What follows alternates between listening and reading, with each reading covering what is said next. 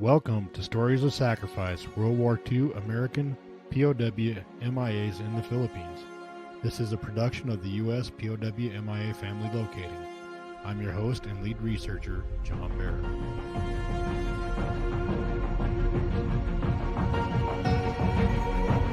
Yesterday, December 7th, 1941, a date which will live in infamy.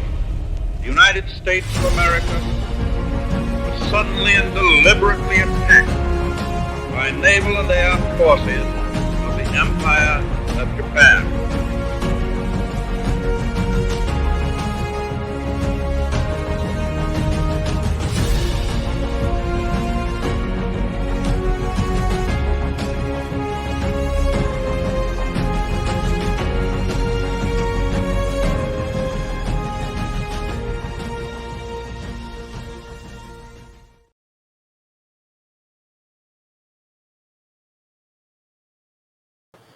Welcome to today's story of sacrifice, American POW-MIAs. Today I'm going to bring you it's not going to be a very quick story, but it's going to be a story about three men. Private First Class Vito J. Colline from New York, Corporal Woodfin Grady Gaston from South Carolina or North Carolina, excuse me. And then Private First Class Walter S. Brash, originally from New York, and then the family moved to California. All joined the Army, all served during World War II, all were killed in France in January of 1945. Now, this case involves currently one of those men that are missing in action. And I'm going to go to the DPAA website. And we're going to go to, it's under families, and then search our missing. And we're going to look at Brash.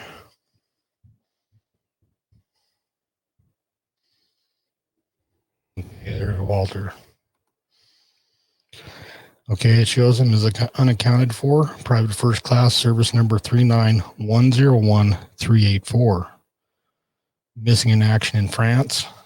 Date of loss was January 12th, 1945, and served with the United States Army in the 276th Infantry Regiment, 70th Division. Now, the way this is showing here, he's not on the active pursuit list. So in other words, the DPAA is not actively pursuing his case. So I'm going to take you into into his 293 file. This is the 293 is what they call the individual deceased personnel file. Now, the only files that we were able to get our hands on was Corporal Brash, Private First Class Brash, and Private First Class Vito Collines. Now, Vito had two files. Vito had a regular individual deceased personnel file, and then he also had another 293 file that was classified as secret. And I'll get into all that with you here in just a minute. Now, on Walter Brash, I'm going to take you into Ancestry.com, and we're going to look him up real quick.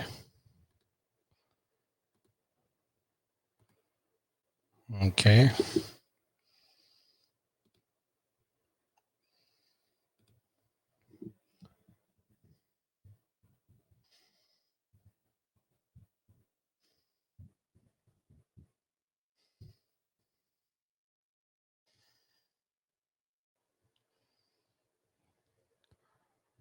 Okay.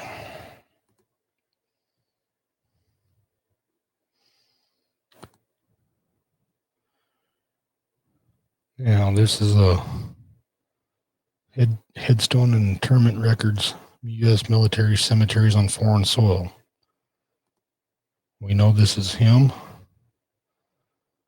So Walter S. Brash, Private First Class, residents of California, had received the Bronze Star and the Purple Heart, service number 39101-384. So we know we have the right guy. The 276th Infantry Regiment, 70th Division, still listed on the tablets of the missing. Death date of 12 January 1945.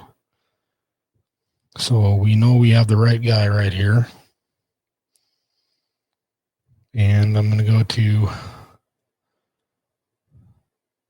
this is his draft card.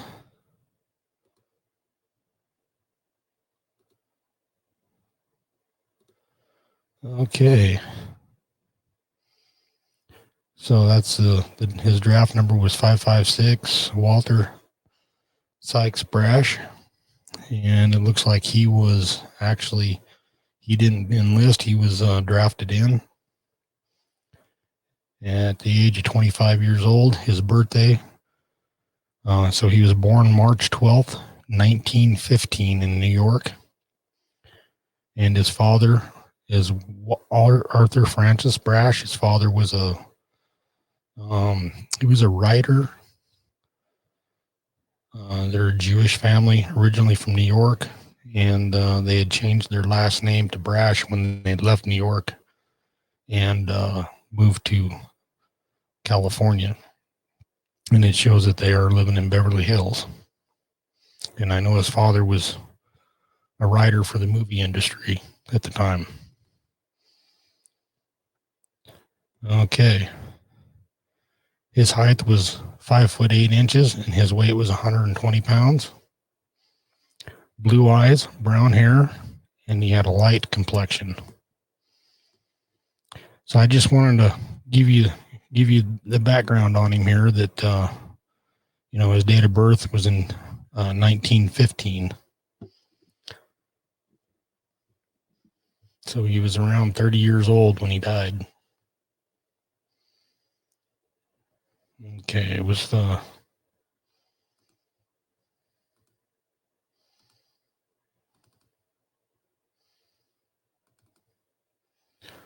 want to go back here and we want to look up Corporal Gaston. So this will probably pop up his dad real quick. Okay, well, there's a family tree on him here. And his birth was 20 November 1923, Gastonia, County of Gaston, North Carolina. So his last name is actually the same as the county's last name. So his family goes way back in North Carolina history. And his father, this is his father, Woodfin G. Gaston was a World War I veteran. Looks like he was traveled back from France in 1919 after World War I. And this is the enlistment record for Woodfin, for Corporal Gaston. So he had 1 year of college, enlisted in 25 January 1943, Camp Croft, South Carolina, service number 346-03550. Height 71 inches, weight 137. He also has a draft card. Pull that up real quick. Yeah, he may have been drafted too. I could have been wrong. So yeah, his order number was 13550. Anyway, he was 18 years old when he entered the service, or when he filled out his draft card, excuse me. So he was born in 1923. So he was a lot younger. Shows him here as a college student. And they noted across here that he was deceased, killed in action.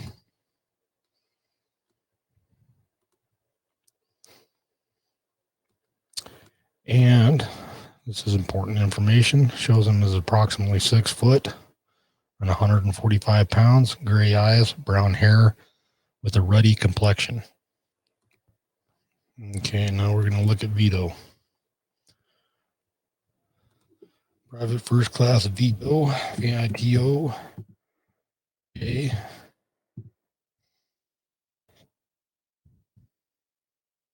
Colline. And I know he was from New York.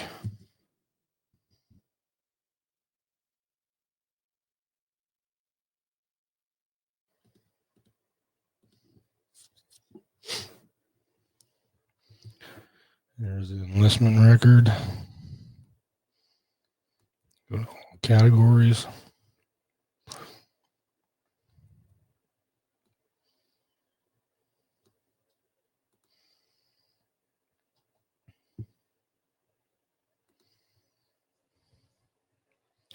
Shows his birth year is 1924. So again, he was a lot younger than Brash. 67 inches, 163 pounds, from Rochester, New York. And 2 years of high school.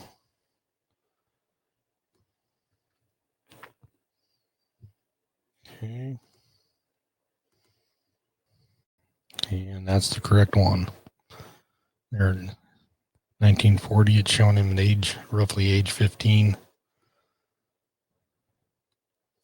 And his mother, Pauline, his older brother, Alvin, older sister, Jean. And then he had a younger sister, Rosalie, excuse me. Okay, it shows that there's a newspaper.com obituary. And we'll go ahead and look at his picture. And I do know this is him for sure. Private First Class Vito J. Colline, 20, was killed in action January 13th in France, according to the War Department telegram. Enlisted 6 February 1943. He went overseas 11 November 1944. He was a graduate of Holy Cross High School. He attended Edison Technical High School, where he played fullback on the football team. He was employed by Valley View Creameries. Besides his mother, he is survived by 3 brothers. Private Alviso J. Colline, stationed at Camp Chaffee, Arkansas. Emmett and Richard, both of this city. 2 sisters, Miss Joseph Speraza and Miss Rosalind Colline. A memorial mass will be held 8 a.m. Tuesday, 13 February in the Holy Cross Church. Now, this is from the Rochester, New York newspaper. So this was just a memorial. His body had not, or any remains associated with him, had not been sent back to the United States yet at this time. Okay. So this one here shows, without pulling the record up, that he was age 18 on this draft card. Again, his birth was 22nd January 1924, born in Rochester, New York, and he lived in Rochester. He registered on 30 June 42, worked for Valley View Creamery. He's 174 pounds, had a shallow complexion, hazel eyes, brown hair. He is 5'10", and it showed his next kin as his mother, Pauline. So we're going to go over here to the actual files. This is the 293. We're going to start with Brash. This is his individual deceased personnel file for Private First Class Walter S. Brash, serial number 39101-384. Shows his home state is California.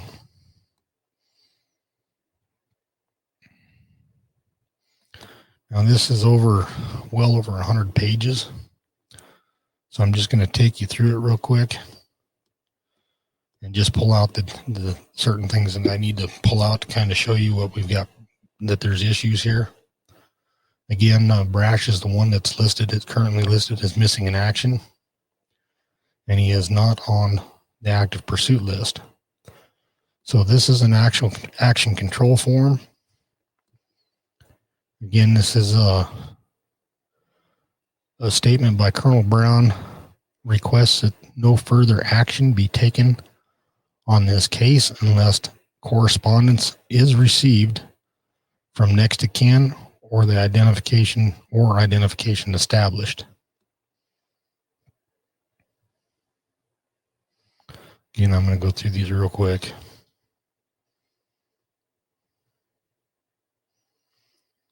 This is the address current from registration branch request, current address of Mr. and Mrs. Arthur S. Brash, parents of the late Private First Class Walter S. Brash. See, the issue here is Walter was actually identified, or supposedly his remains were identified in his parents and his wife. He was married. And his parents and his wife had been notified of his being killed in action, and that his remains were in a temporary cemetery. Again, this shows that date of death is 12 January 1945 in France.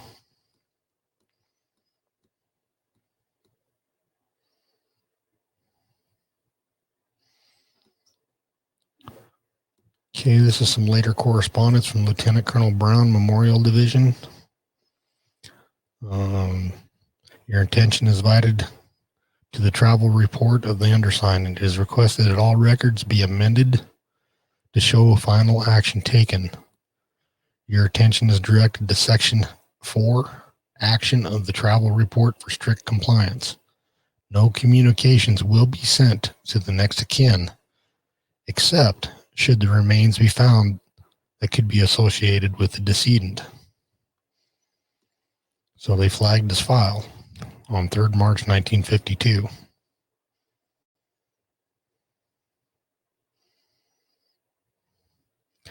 This is the board proceedings showing that his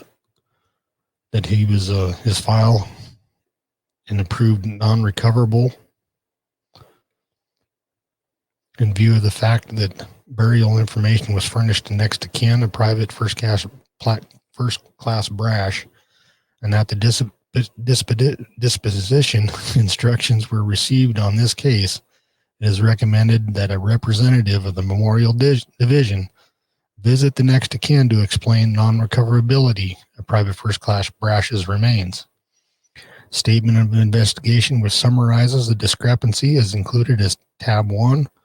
Registration branch has notified of change in status from burial to non-recovery by IRS this date. So in other words, okay, and see the widow received 12/4/46.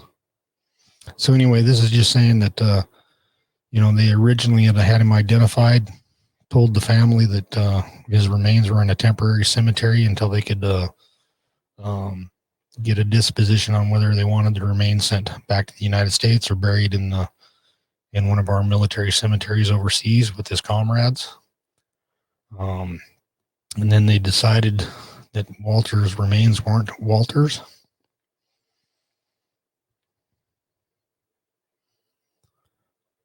And again, this is action in Section 4.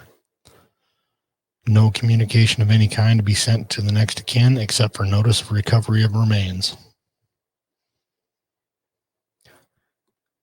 So the Army went out and visited his father on 27 February 1952. Los Angeles, California. He arrived on 18 February 52 and left on 21 February 52. Person that he had contacted was Arthur F. Brash, the father. Purpose of the visit was to visit the next of kin of Private First Class Walter S. Brash. On examination of the remains interred, as the decedent could not be verified, they were subsequently identified as Corporal Woodfin G. Gaston. The subject decedent's remains have been declared non-recoverable. He contacted the father by phone for an appointment. The father's first question was, "Why after these years do you insist on raking this over?" The officer explained that due to the discrepancy in the identification, it was necessary. The father said that Mrs. Brash was not in good health, and he would rather that he not call at that time. He wanted to think it over and would call the officer back the next morning. On Tuesday, 19 February 52, Mr. Brash called him at the hotel, asked him to give him the information over the phone, stated that he did not want to appear cold or ungrateful for any efforts, but felt that he did not want to meet face to face. He explained that his work was very exacting and that it would not do him any good. So the officer read the summary of the investigation to him, and the father thanked him and said that he had been very cooperative. He asked not to have any more details written to him. This was promised, and he was informed that the case would not be reopened except should remains be found that could be associated with his son. So in other words, the file was closed, and they would no longer look into Walter's case unless something came up. So I'm going to dig in this here a little bit. Okay, this is the statement of investigation. This case pertains to the non-recoverability of the remains of Private First Class Walter S. Brash, Company I, 276th Infantry Regiment, reported killed in action on 12 January 1945 in the vicinity of Barenthal, France. The exact place of death of Private Brash is unknown. His organization was fighting near Barenthal. At the time, he was reported missing in action, although his commanding officer and chaplain wrote to the next of kin that Private Brash was buried in a military cemetery near the locality in which his death occurred, and services were held in keeping with his religious faith. There is no available information to substantiate this burial. Units of the American Grave Registration conducted extensive searching operations throughout the area in which Private Brash was reported missing in action.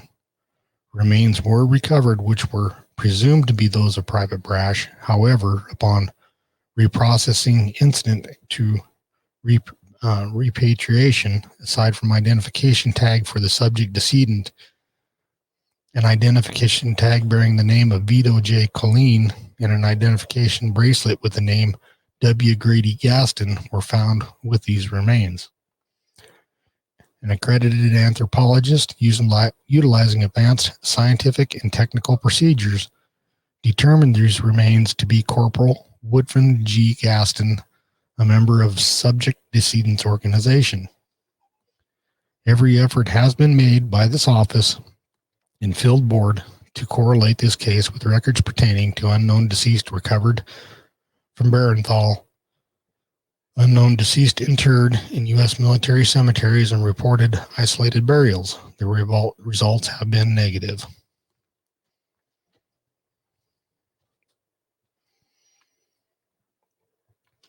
So this was the board that, of officers that revisited his case and decided that his non-recoverability status.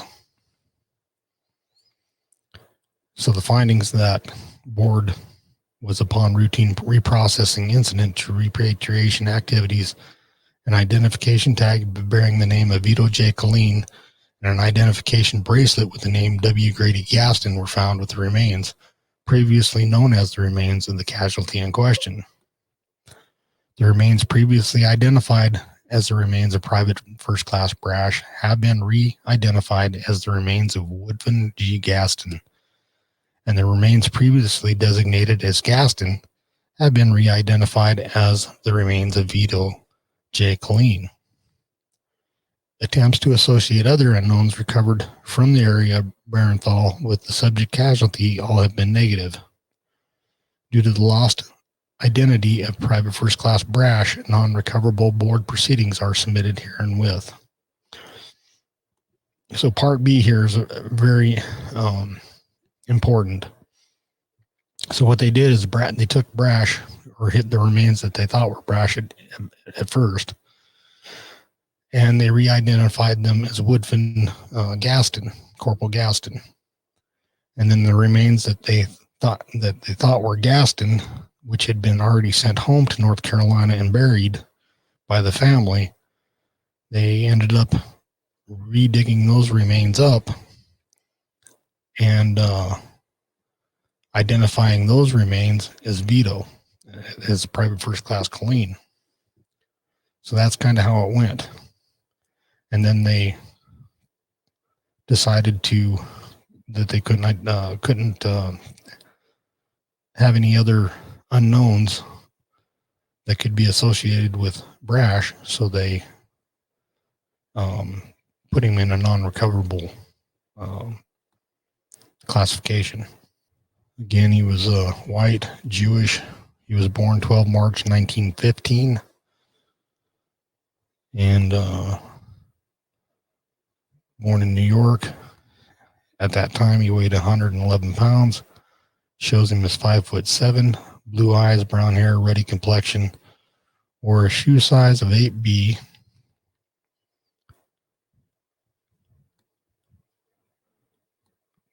Killed in action on January 1945. He had an appendectomy scar, horizontal scar on his belly from appendix surgery.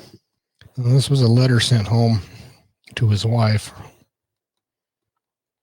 Dear Miss Brash, it is with regret that I'm writing to confirm the recent telegram informing you of the death of your husband, Private First Class Walter S. Brash, who was killed in action January 12, 1945 in France. I fully understand your desire to learn as much as possible regarding the circumstances leading to his death.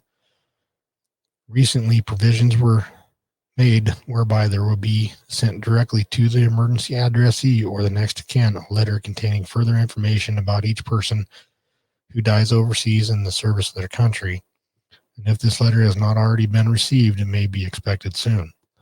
I know the sorrow this message has brought to you, and it is my hope that in time the knowledge of his heroic service to his country, even unto death, may be of sustaining comfort to you. I extend to you my deepest sympathy. Sincerely yours, J.A. Ulito, Major General. Now this one here comes from the Colonel, his commanding officer, sent to his wife.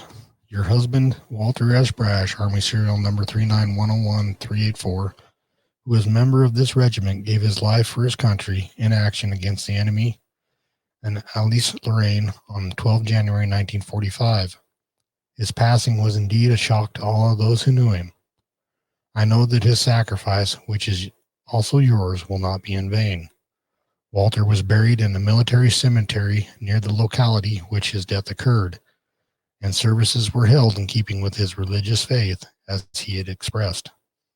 On behalf of the officers and enlisted men of your husband's organization, let me extend the deepest sympathy in your bereavement. Walter was a splendid soldier of whom you may always be proud. You may be rest assured that everything possible was done for his recovery. Although I realize that you do not wish to be worried by business matters at this time, you should be furnished certain information relative to personal effects, accounts, and insurance. In time, all of Walter's personal effects will be forwarded to you. All pay and allowances due him at the time of his death will be sent to you from the General Accounting Office in Washington, D.C. for payment of the insurance which Walter carried for you. May I express our personal sympathy in your great loss. Please feel free to call on me for any additional information you may desire. Your most sincerely, A.C. Morgan, Colonel Infantry Commanding. This was the chaplain that wrote to his wife. I'm just going to go through this real quick here. It just says that a Jewish chaplain officiated at the cemetery, and Walter's remains were consigned to their last resting place according to the ceremonies and traditions of the Jewish religion.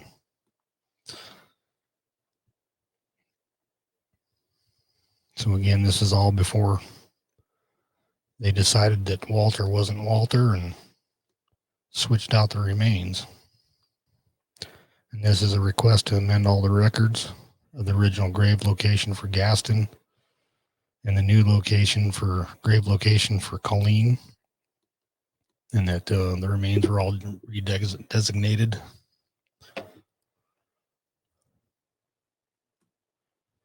Again, this is all redesignating all the remains, or the files on the remains. Okay, here's a little piece of information for Walter. One, reference is made to your radio AGRC 902 dated 25 April 1950. Submitted herewith are photostat copies of Form 79, which cover all available dental information for Private First Class Walter S. Brash and Corporal Woodfin G. Gaston. Records on Brash and Corporal Gaston reveal no indication of any deformed ribs. So they're looking at the remains that they have there in France. And apparently the remains that they were looking at had deformed ribs or something. So that's his wife, who remarried, Gertrude H. Ascher.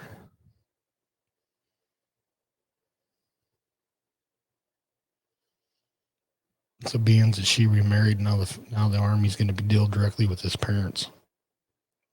So he was, about the time of his death, he was like 29, 30 years old. That's going to be an important piece of information. So on his lower on 14, on both sides, looked like they were extracted.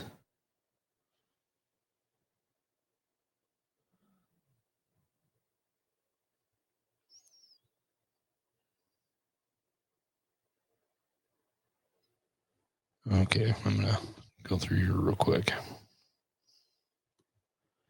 Now, these are those remains that they were looking at, where after they determined that they weren't Walter. It says no evidence of commingling of those remains. Postcranial articulation was impossible because of the absence of the first cervical. Estimated stature was 5'10", plus or minus 1 inch. Age estimate, now this is important. Age estimated to be 22 years, plus or minus 1 year.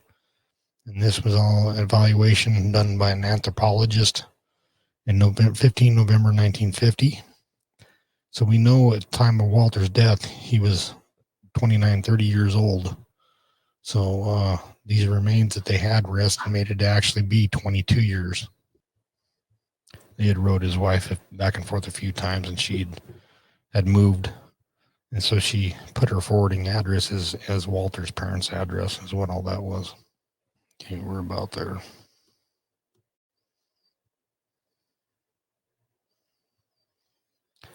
Now, those remains that they had there had the bracelet, or had the identification bracelet of Woodfin Gaston. So this is actually a letter to Gaston's sister, Mary H.G. Flagler, or that's his aunt, I think. His aunt or his sister. Dear Miss Flagler, the Army Effects Bureau has received from overseas one identification bracelet of your brother, the late Corporal Woodfin G. Gaston.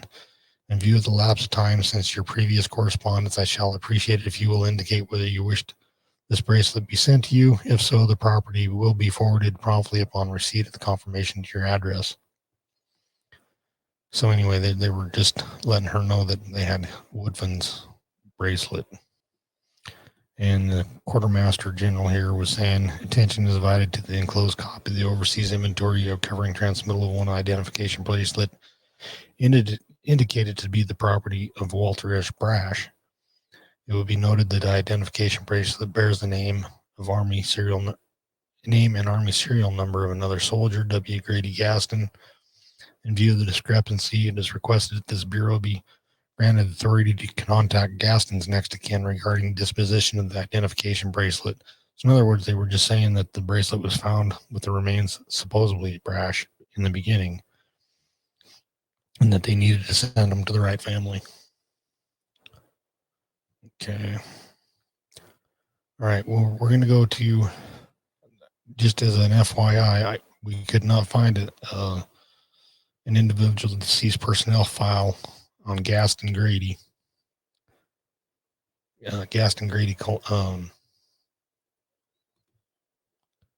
So I'm going to take you here. This is IDPF for Vito. Then there's a classified file on Vito. So going into Vito's file here, there's just a couple things that I want to pull out here real quick for you to show you that the person that they sent, or the remains that they sent to Vito's mother for burial, is not looking like it is Vito.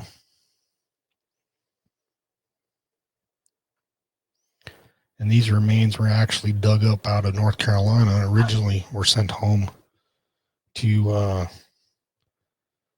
Woodfin, Gaston's family. There's a couple things I want to read to you in here.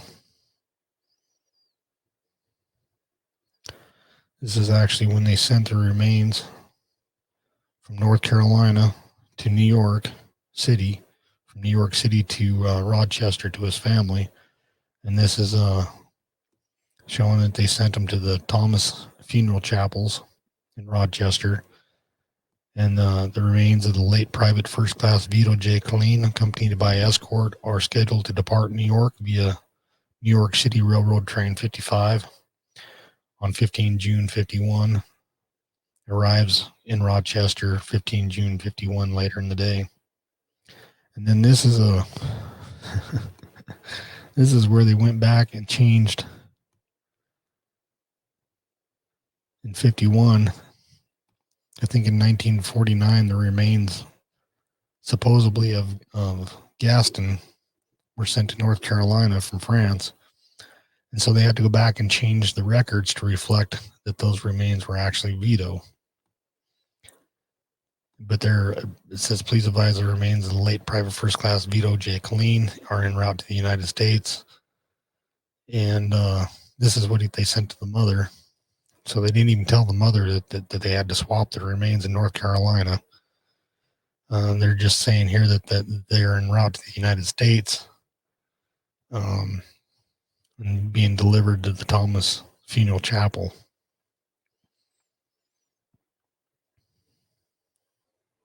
That's where they're showing the ship record being changed, is what that is.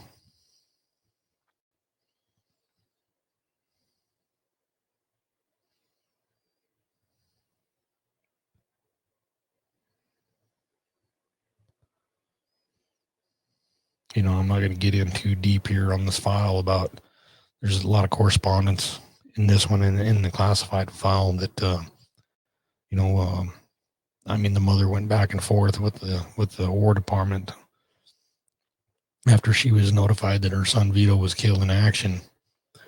She kept up for years and, 5, 6, 7 years, writing back and forth to the War Department, that she wants him home and she wants to, have him returned back to the United States for burial. And it's a pretty sad deal. I mean, she was really going back and forth with him. And, they delayed in replying to her on a lot of this. And then all of a sudden, all the delay in replying to your letter is sincerely regretted. However, at this time it was received in the office, we were in the process of verifying identification of your son's remains.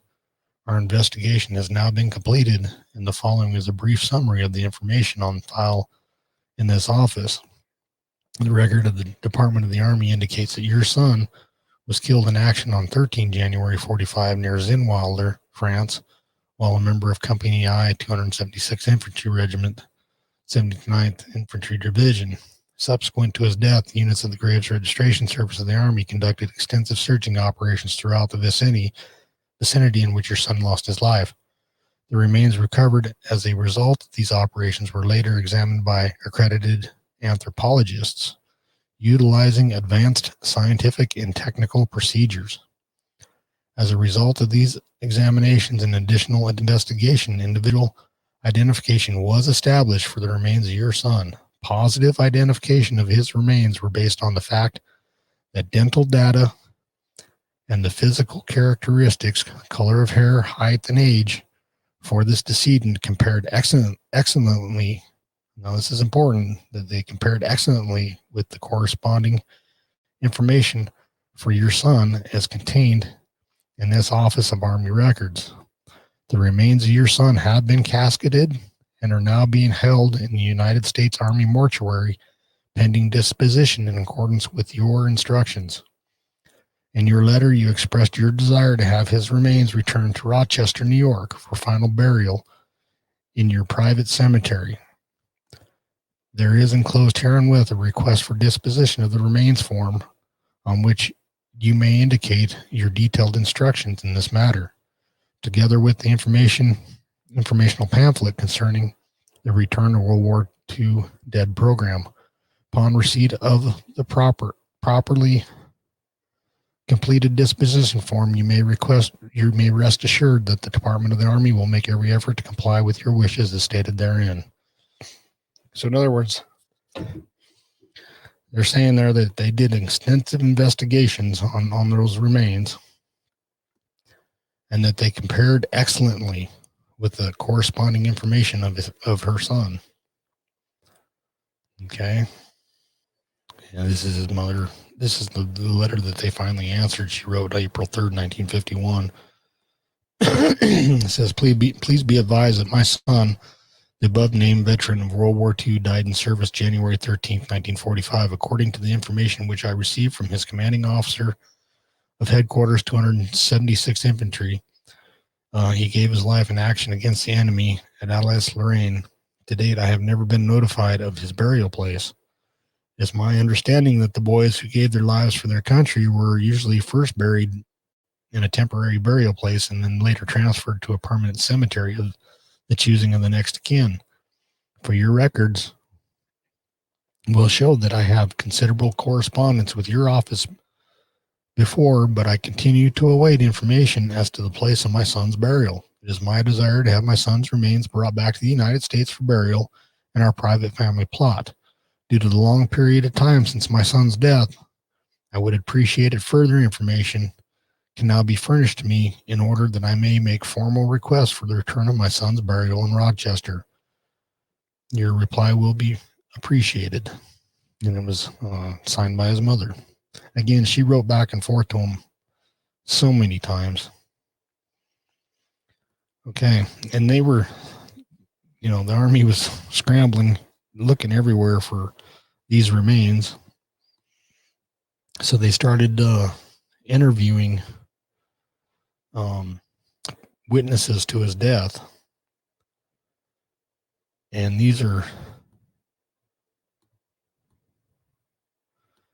this is a letter in 1950 from a guy that was there when he died. Let's see if I can't read this now. Recently saw a letter on Colline. I had better explain. The folks of Vito's wrote me after the war, and I at that time was under a little mental illness and did not care or want to write about what or anything. He didn't want to write about anything having to do with France. But now all is fine. So we'll check with Vito's or check with the vets department here for the maps. In one way or another, I'll get a hold of some maps and get more of an exact coordinate of the spot when Vito got it. The reason this is tough for me, he was a very good friend of mine. The objective was one of these hills, hill number 407, 421, 413, 420. It was a short way from Zinweiler. This spelling is wrong. It was actually Zinweiler. Our force was Company I, 276th Infantry,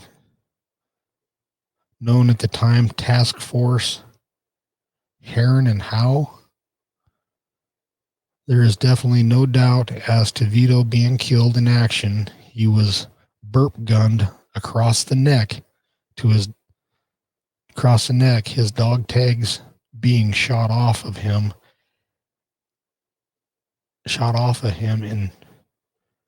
and I tied them to his clothes.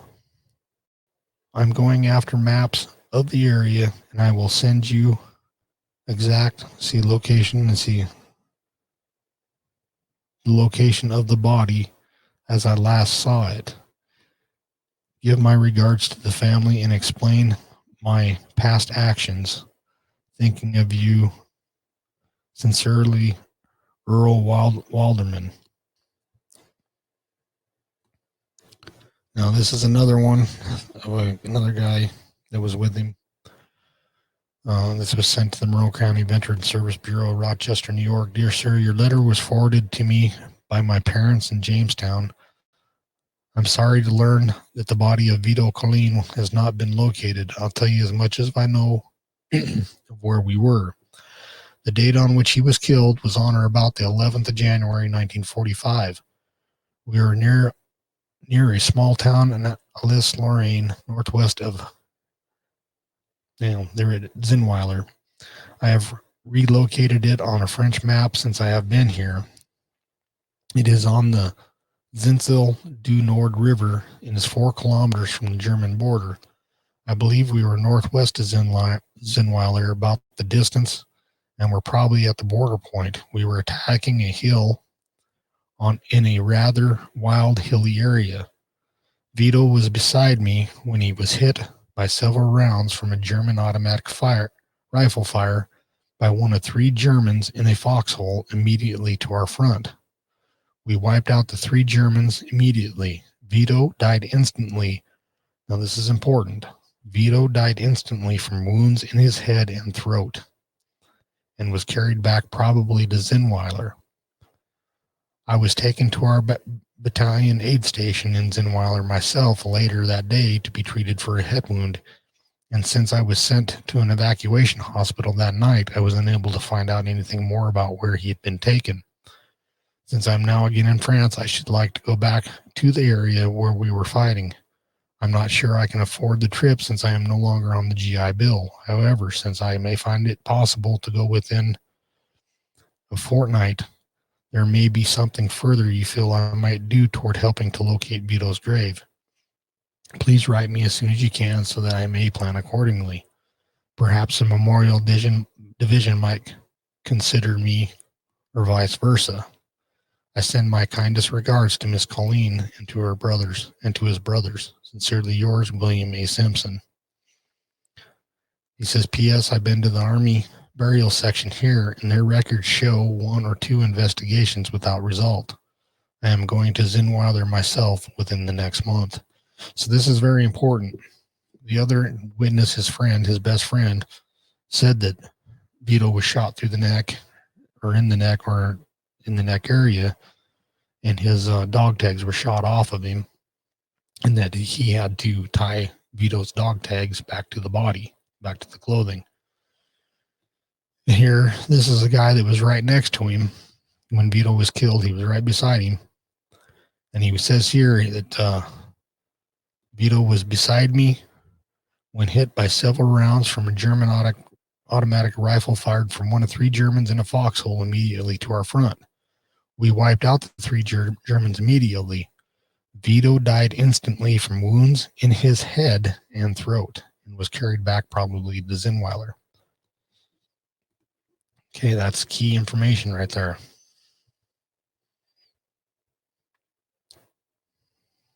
So I'm going to go through this real quick. And then on Vito J. Colline, indicated record dated 30 January 43 shows teeth missing, right 7, 14, left 4, 5, 6, and 14. Teeth restorable, left 7. So he had some extensive dental work after those original ones were done here. Again, there's a lot of correspondence between the mother. She's contacting the county of Monroe Veteran Service Bureau. She's contacting the War Department and everybody else trying to find out what happened to Vito. The poor lady, is trying to get her son back. This shows, that's unknown, 7859 Newville.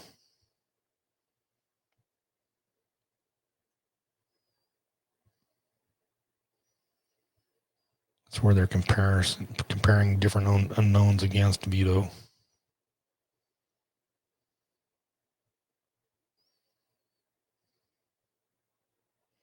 Shows him 5'7", age 21, brown hair. Vito. So I'm going to go through this real quick.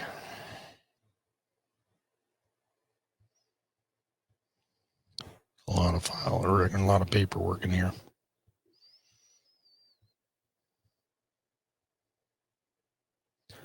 Now, these were the original records of Gaston. Okay, and that was an actual deal of his ID tag.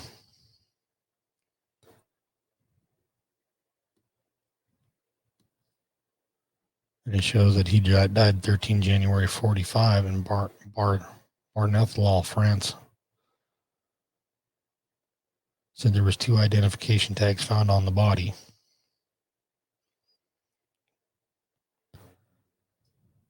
And that shows where they picked him up, picked up the remains in an isolated grave. Shows here all bones were black.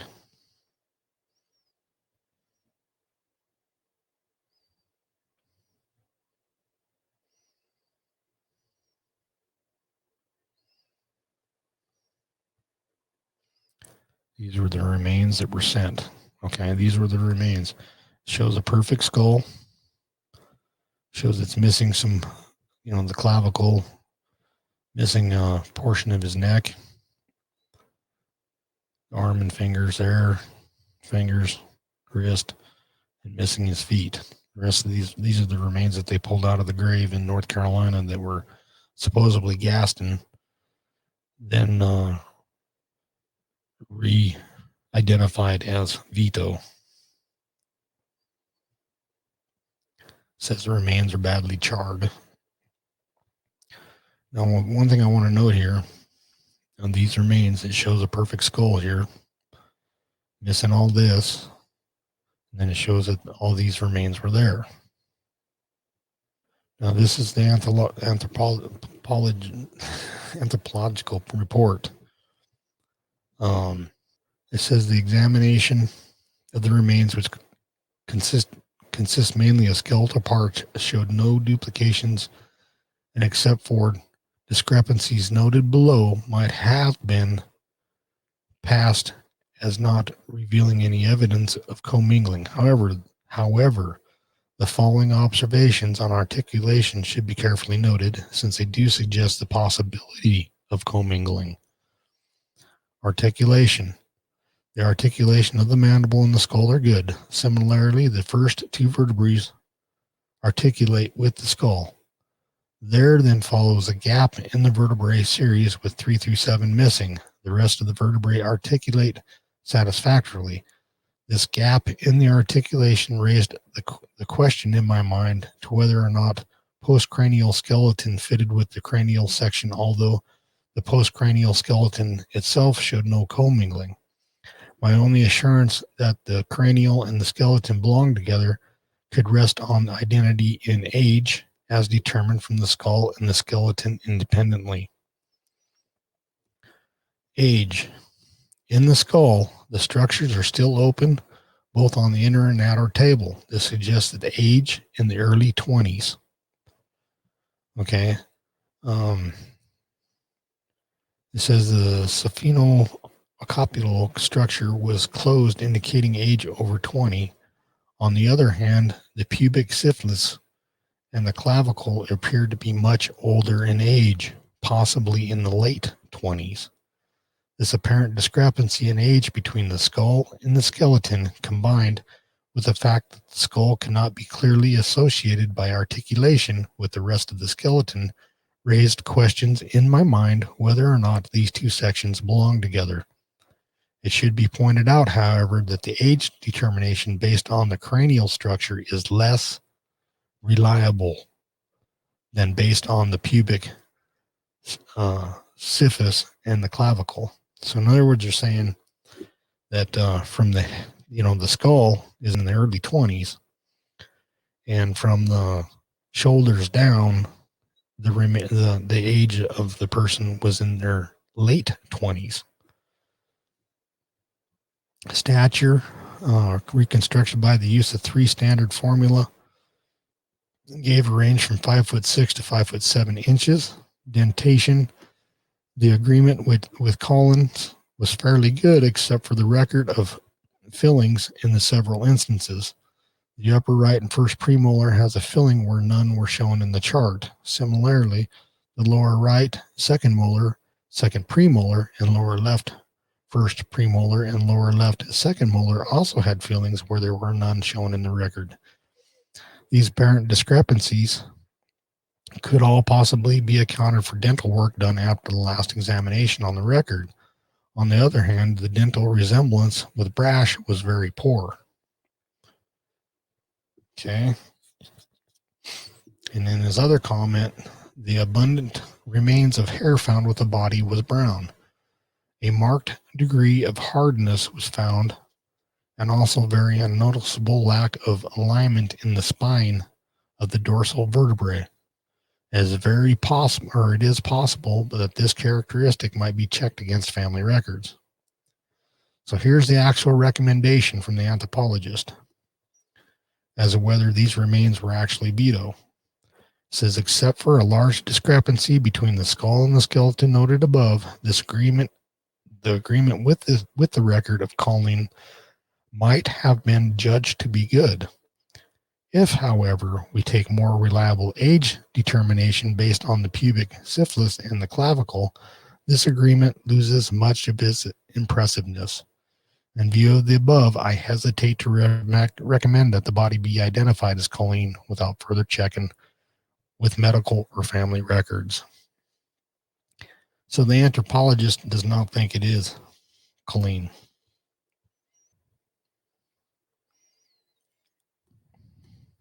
But remember, Vito was actually killed over at Zinweiler. And we know Brash and Colline were actually killed over here by Brethenol. I'm saying that name wrong. Excuse me. I can't speak French. So, in all here, what this is telling us is that it's not Colline, or not a very good case of it being him.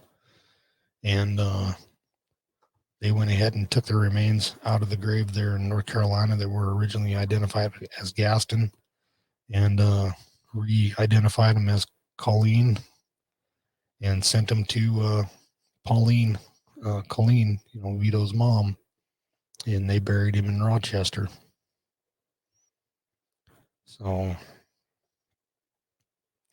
and what they did, let me get to this part here.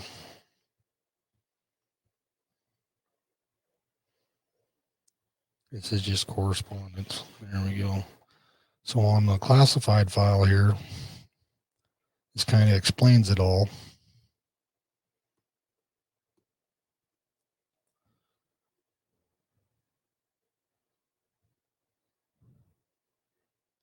And I want to get to the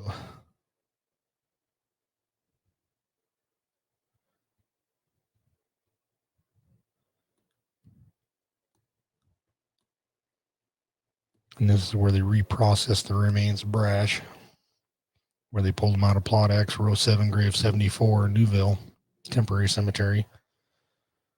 Revealed a discrepancy in as much as the identification tag for Vito J. Colline was found on the remains, as well as the identification bracelet bearing the inscription W. Grady Gaston.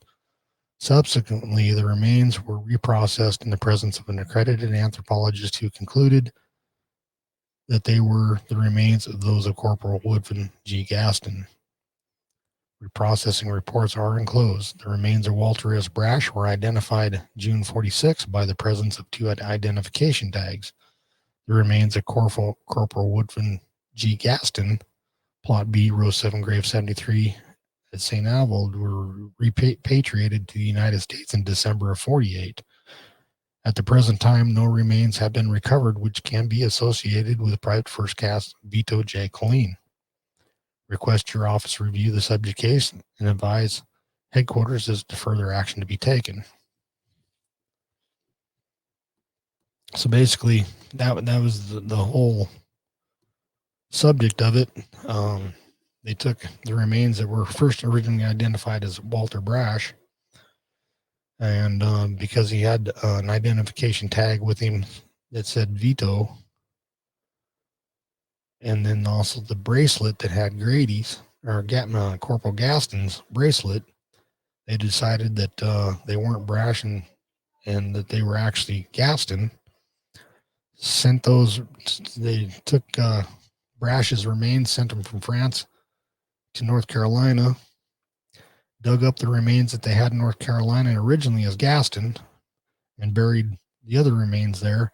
Took Gaston's old remains, redesignated them as Vito, and sent those remains to Vito's mom, even though the anthropologist said that they didn't correspond to Vito at all. So basically, there's the mess up. And one thing to note on those remains that were sent to Vito's mother's, the skull was perfect. And we know that Vito was actually shot in the head and the neck. So he would not have a perfect skull from being shot in the head. And that was from eyewitness accounts of the men that were with him. And we know from the shoulders down that those remains were around the age of in the late 20s, which Walter Brash was in his late 20s. So are those is the head belong to somebody else? And the lower part of those belong to Walter Brash, who is still missing in action? Or did they mix up the skulls? And Vito's skull is in Gaston's grave now, and it's just a big mess. So in order to correct this mistake, they're going to have to disinter both sets of remains, Gaston's and Colline's remains, and reevaluate them, and probably do modern DNA identification. Try to identify them through family DNA reference samples. So what we're going to do from here is actually, I'm going to, at some point here, contact the family members. I do have all their contact information. I've already looked at them or looked them up. I want to go ahead and share this with you real quick. I want to go ahead and show you. This is a picture. That's Vito. This is Corporal Gaston, and that's Walter Brash.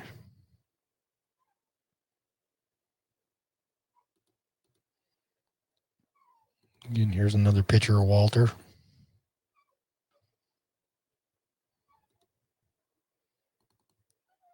There's Corporal Gaston.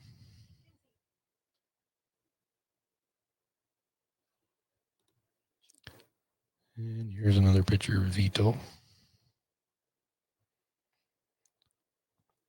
And then this was actually an obituary where they just had a memorial spot set for him in that cemetery. This is before the remains actually arrived. And I'm going to read Corporal Gaston's obituary here. Corporal W. Grady Gaston Jr. in Gastonia was killed in action in France on January 12th, according to information received here by his aunts, Miss M.R. Dunnigan and Miss Z.B. Bradford and Miss J.L. Rand, all of Raleigh. Corporal Gaston, 20, entered the Army in 1943 and trained at Camp Leninwood, Jefferson, Missouri, Marchfield, California, and Salt Lake City, Utah. He went overseas late last fall. Before entering the service, he attended the Seidel in Charleston, South Carolina. Surviving are his mother, Miss W. Grady Gaston, Gastonia, and two sisters, Mary Hill Gaston, a student at Chapel Hill, and Margaret Gaston at Gastonia. So that's their obituary. And again, I have the family already identified for all three men, and I'll make contact with them and tell them that there's a possibility that they had a mix up in identification back in 1940s and 50s, and that in order to have Private First Class Brash identified, since he is the one that's listed as missing in action, they're going to have to reevaluate this case and do DNA testing on all these remains. So that's all I have for you today, and we'll follow up further with this case with you and kind of let you know what kind of outcomes we have. But that's it for today. If you have any questions, please feel free to leave any questions or comments down below, and you can always go to our website. It's www.storiesofsacrifice.org. There's a little red tab on the right-hand side of the webpage where you can leave us any comments that you would like, and you can actually record comments, and we'll be happy to use those in future podcasts. But thanks for joining me.